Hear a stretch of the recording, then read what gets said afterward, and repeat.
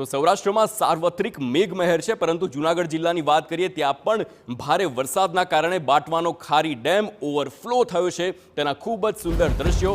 બાંટવા ખારા ડેમમાં 6 દરવાજા 60 મીટર ખોલવામાં આવ્યા છે। તો માણાવદર પંથકમાં પણ ભારે વરસાદના કારણે આ ડેમ છલકાયો છે। ચોમાસાની શરૂઆતમાં જ ડેમ ભરાઈ જતા ખેડૂતોમાં ખુશીનો માહોલ છે। નીચાણવાળા ગામોને અલર્ટ પણ આપી દેવામાં આવ્યું છે। માણાવદરના 4 અને કુતિયાણાના 4 ગામોને અલર્ટ કરી દેવામાં આવ્યા છે। ડેમના નીચાણવાળા વિસ્તારમાં જ તંત્રની આ સૂચના છે, જે સ્થાનિક વિસ્તારમાં ન જવાની સૂચના આપવામાં આવી છે। નદીના પટમાં કે તેની આસપાસના વિસ્તારમાં માલ કે ઢોરને પણ ન જવા દેવાની તંત્રની તાકીદ છે।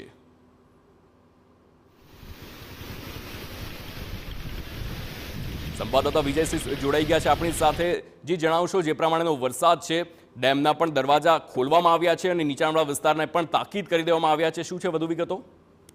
ચોક્કસથી જણાવી દઉં તો જે રીતે સૌથી વધુ વરસાદ જૂનાગઢ જિલ્લામાં માણાવદર પંથકમાં પડ્યો છે, ત્યાં ખારો ડેમ છે, તેમના 6 દરવાજા 0.60 મીટર ખોલવામાં આવ્યા છે। નદીના પટમાં અવર જવર કરવાની પણ તંત્ર દ્વારા મનાઈ કરવામાં આવી છે।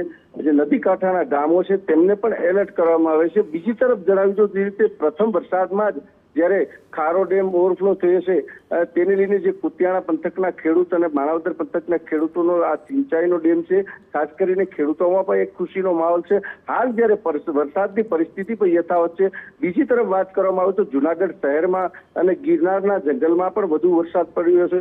ઓલ ઓવર જ્યારે માળિયા હાટીના કેશોદ, વિસાવદર, મેંદરડા સમગ્ર પંથકમાં જ્યારે મધ્યરાત્રિથી ધોધમાર વરસાદની શરૂઆત થઈ છે। હાલ પણ જ્યારે વરસાદી વાતાવરણ છે, વધુ વરસાદ પડે તેવી શક્યતા હજુ પણ ક્યાંક ક્યાંક જે મોટા ડેમો છે તે પણ આ પ્રથમ વરસાદમાં જ ઓવરફ્લો થશે તેવી સ્થિતિ નિર્માણ થશે તેવું લાગી રહ્યું છે।